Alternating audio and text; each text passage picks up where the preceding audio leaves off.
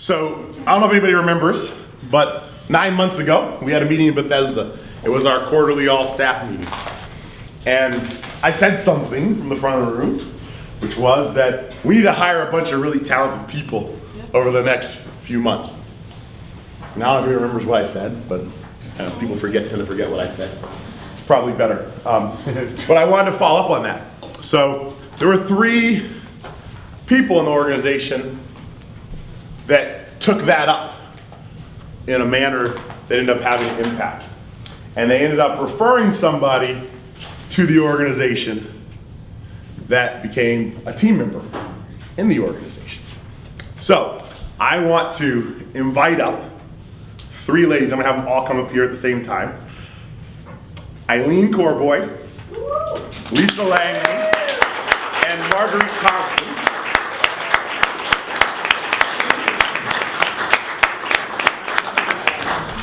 And we have fake checks and real checks. We'll right. Up here.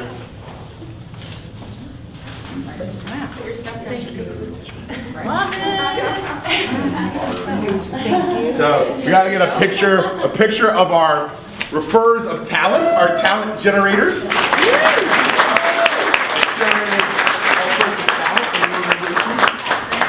Some of them they're both great refers of talent. All of them have sent multiple people to the organization in different ways and made different connections. It just so happens that some of the people that they referred are actually employees now. So they've brought talent to the team. They've also brought relationships to the team by looking across this whole spectrum and seeing, hey, where can something I know and I know how to do impact another part of the business? So thank you guys. Thank you. So one of the things I mentioned earlier is an emphasis on the budget and cost controls this year, and it's not just for show. It's you can only increase your bottom line one of 2 ways: you either sell more houses, do more revenue, or you decrease your expenses. So we're either going to decrease our expenses or at least hold them steady to what we've planned this year to really achieve the goals that we've achieved.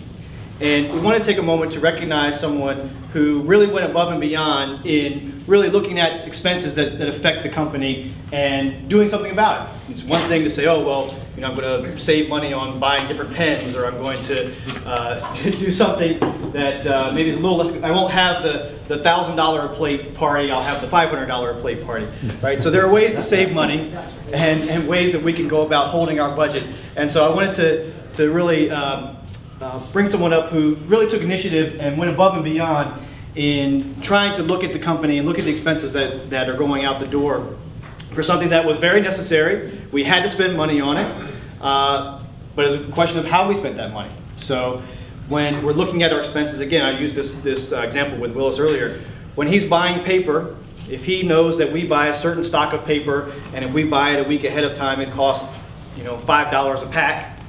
And if we don't do that, he just goes out and buys something from CVS and it's $10 a pack, well, we purchased the supplies we needed, but we paid double for it. And so there's a thought process about what we're buying, particularly the things that we have to have. How are we buying those things?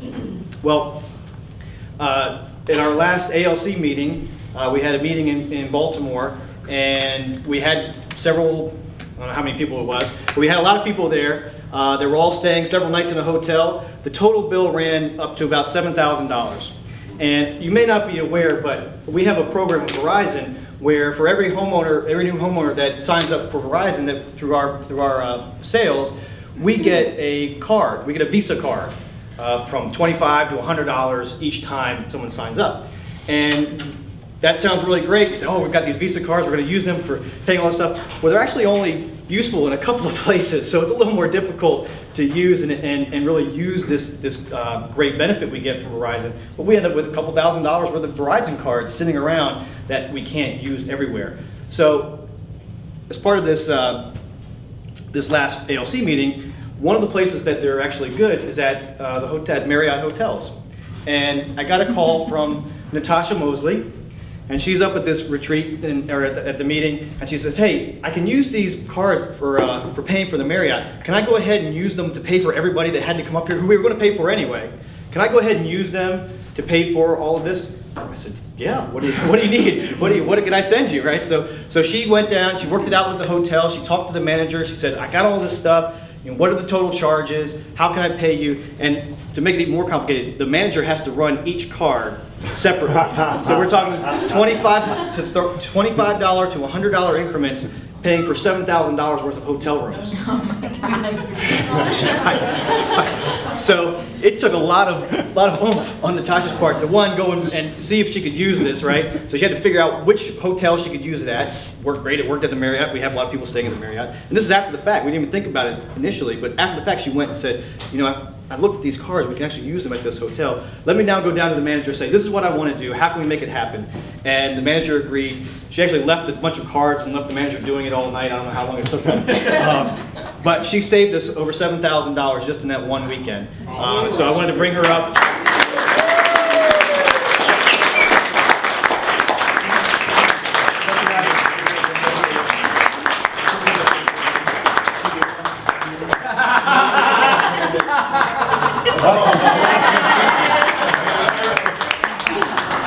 And as part of my role, my job is to help control costs, but certainly the MCAs and all the market centers have that, not by proxy, but by direct responsibility. So it's a big, big deal to take that initiative, and she didn't do it just for her market center, but did it for the whole organization. And so we wanted to say thank you just with a small, we are cost conscious, so I'm not giving $1,000 away, but just a small token of our appreciation. All right. Yeah. Let's do one more time.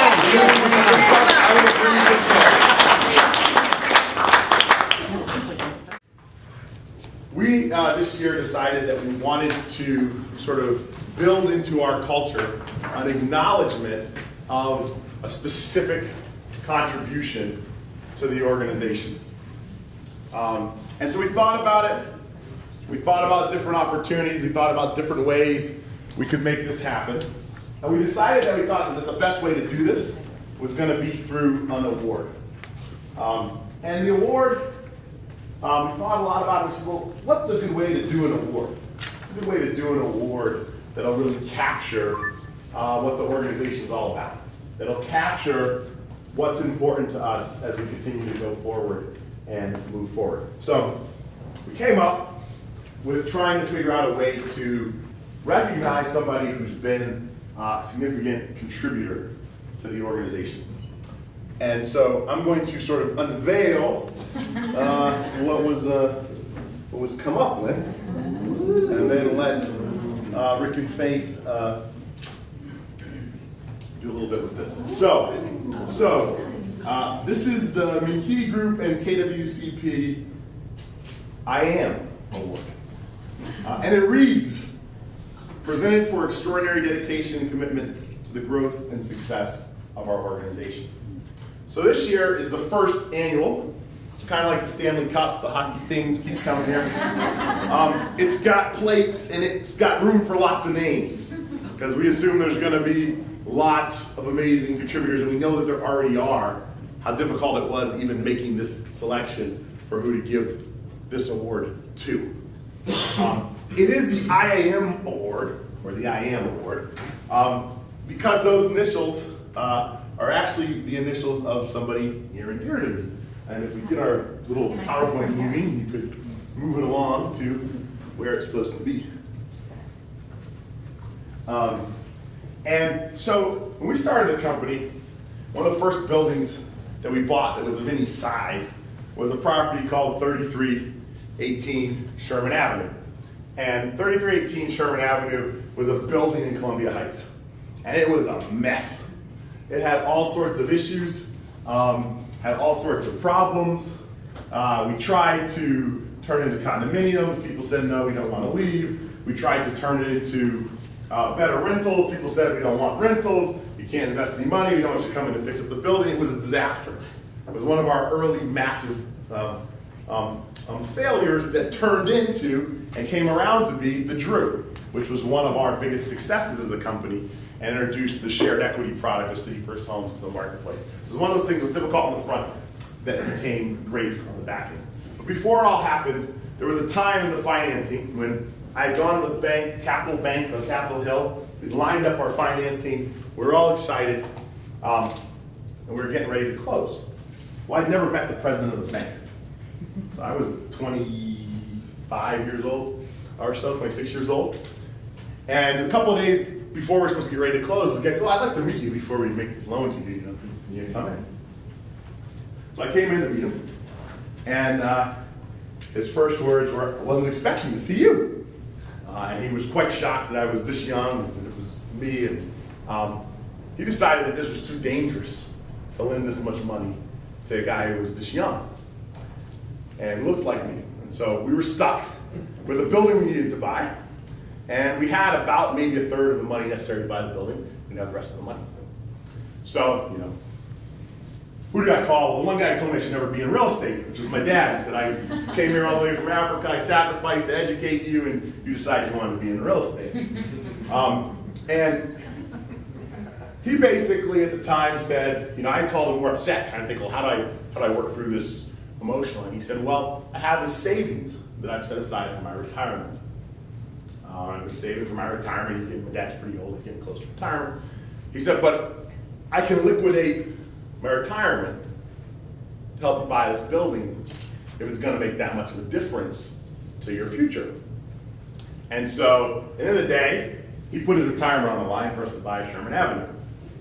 And it was one of those examples of being all in. So there wasn't enough pressure of being all in the company. Now I was all in with my family. But it was the level of dedication to say, hey, here's what I've worked for. Here's what I have. And I'm going to push it across the table to make the organization work. And when you think about it, it's what you guys do every day. You come with a set of talents. You come with a set of assets. And you come with a set of capabilities. And every day you show up and you push them into the middle. And it's the amalgamation of pushing it into the middle that makes the organization great. So it's that ability to take what one has contributed, what one experiences in one family, what's one experience through one's history, and push it in that makes this award special to me. So Faith had an opportunity to speak with my dad, so I'm going to turn it over to her. Yeah, I had a lovely conversation with him, and he's absolutely honored to have this award in his name. And he's very excited about the first award winner. And I'm not good at keeping secrets, so I purposefully avoided the winner after I talked to him. So if you haven't talked to me, you're the winner. But here's a message from him. And I just turned it on. Welcome to all of you. I'm happy to be here with you to celebrate this special occasion, to share a heartfelt message with you. I am very proud of what you have all accomplished over such a short period of time. It is exciting to see you poised on the brink of even greater accomplishments. And I am honored, truly honored to have this award named after me. Please continue the great work. Congratulations. It is now my distinct honor to announce the winner of the first ever I Am Award. The award is given annually to a team member who demonstrates outstanding dedication and commitment to the growth and success of the Menkiti Group and the Keller Williams Capital Properties. And the 2013 award winner is Mark Ringo.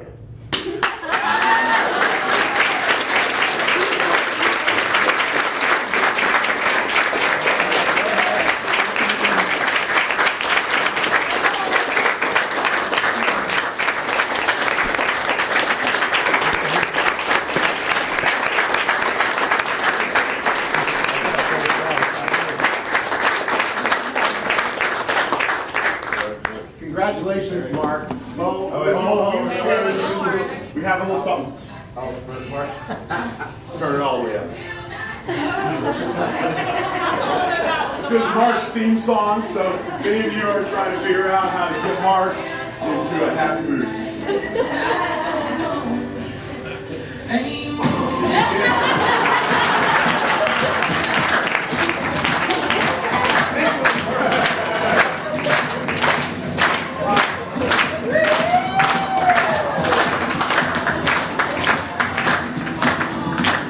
Bo,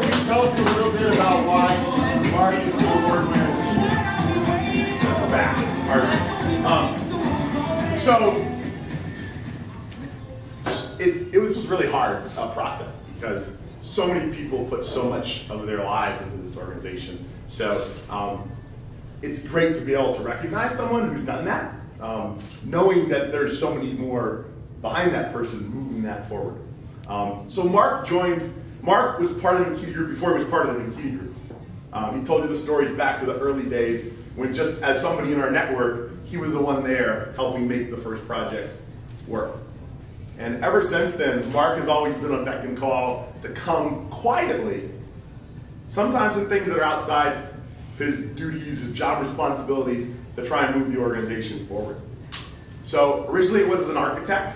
When we ran into problems on our first projects, it was Mark who came in outside and just volunteered his time originally to fix the architecture, and then became the architect to move those projects forward. When this building, I don't know if everybody knows, but this building was being run by somebody on our team who's no longer here. And they stepped out in the middle of the process and left quite a mess. And without ever saying a word, it was Mark who came behind them and delivered this building that you guys get to experience today and to be part of. Mark joined us in the summer of 2011, and about 4 months later, he had his first child. So not only has he been going through the pressure of growth, he's been trying to figure out what it means to grow a little man, Max, at home, and juggling all those responsibilities as it moves forward. So it's part of this question of sort of quiet strength. And we've got a number of people in our organization who have this quiet strength. And I think that Mark, in many ways, embodies that quiet strength and that dedication and commitment to what the organization is all about. So we are very excited to present him with the first I Am Award.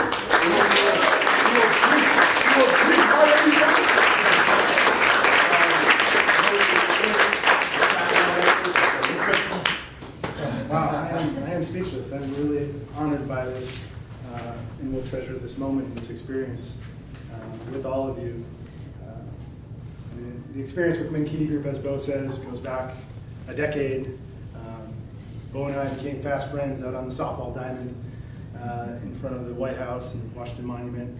And through our connection in sports, we started playing hockey together and still do to this day, believe it. We're gotten up in years, but still put forth the effort. But it's been an amazing journey to see what Bo has done from a single agent, starting a real estate business, coming from a completely different consulting world, and watching it from the outside for so many years, and participating in fits and spurts here and there, but then having the great privilege to become part of this organization full-time in 2011. It's been quite a journey, quite a ride, and just phenomenal from the standpoint of growth. I think the first retreat I experienced the energy and the birth of the organization from in my experience, and seeing these wild goals put up on the board, talking about wild numbers that just don't seem achievable, but when you look back at it and see what the organization has accomplished, it's completely achievable. And I think Jason came in and this past year when we were setting goals and putting some numbers out, those numbers just don't seem big enough. And to me, they're just so far out there. But year after year and month after month, you see that possibility realized. It just gives you great faith in the people that you have around you. Again, I'm just honored to be here and share this experience with all of you. Really indebted to Bo for putting the trust in me that he does, and all of you to put the trust to move this organization forward, because we've got great things ahead of us. It's just the beginning.